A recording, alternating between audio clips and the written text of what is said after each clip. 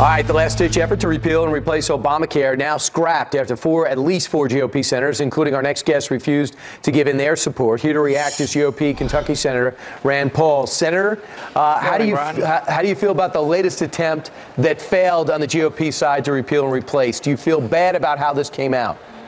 Well, yeah, I wish we would just repeal it. I went to Tea Party rally after Tea Party rally. There's probably no greater opponent of Obamacare than myself. As a physician, I've seen Obamacare up close and personal. It's a terrible system.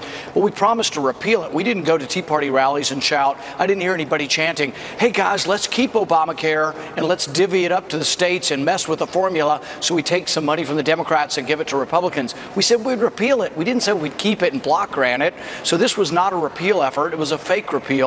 And what I think we ought to do is keep talking about real repeal. Obamacare is going to get worse. We will get other chances, but we should also do some things that are good for the country and good for healthcare immediately. And one of them, I've been working with the president for 6 months, and he assures me is going to happen in the next couple of weeks.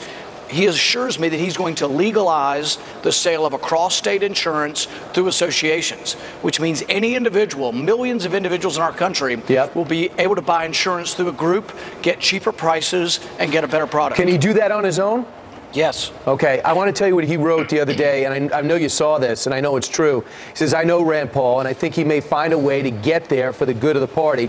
And I think you both have said this, you guys have become friends. The fact that you didn't get there, if he feels let down, do you blame him?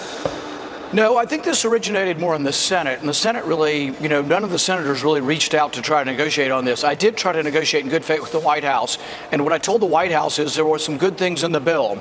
I liked expansion of health savings accounts. I liked giving governors waivers. I liked repealing the mandates, and I liked capping the entitlement. I just didn't like the block grant. So if we could have narrowed the focus, I offered as recently as yesterday with the White House, if you'll give us a narrow focus, I'm a yes. I couldn't in good conscience vote to just keep the Obamacare taxes and keep the Obamacare spending and reshuffle it to the states.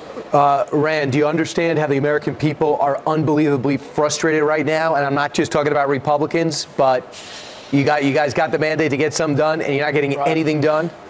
Yeah, but we promised to repeal it, and so the onus or the blame, if you want to give blame to anyone, is to those who changed their mind. Look, we all voted in 2015. Every Republican, save one in the Senate, voted to repeal Obamacare.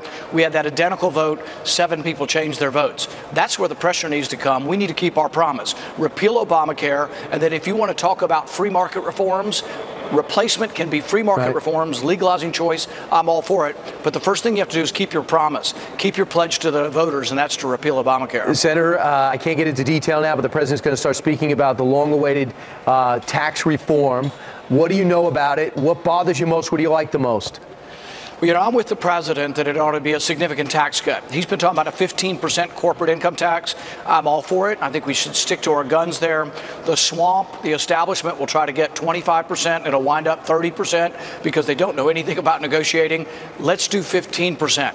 Ireland is 12, Canada's 17, most of Europe is in the low 20s. Let's be that shining city on the hill with the lowest tax rates. Let's be 15% and encourage business to stay here and grow. It looks like it's 20, but the president wants 15. Word is he's not that excited about what he got. We'll see what happens. Senator Rand Paul, thank you. Thank you.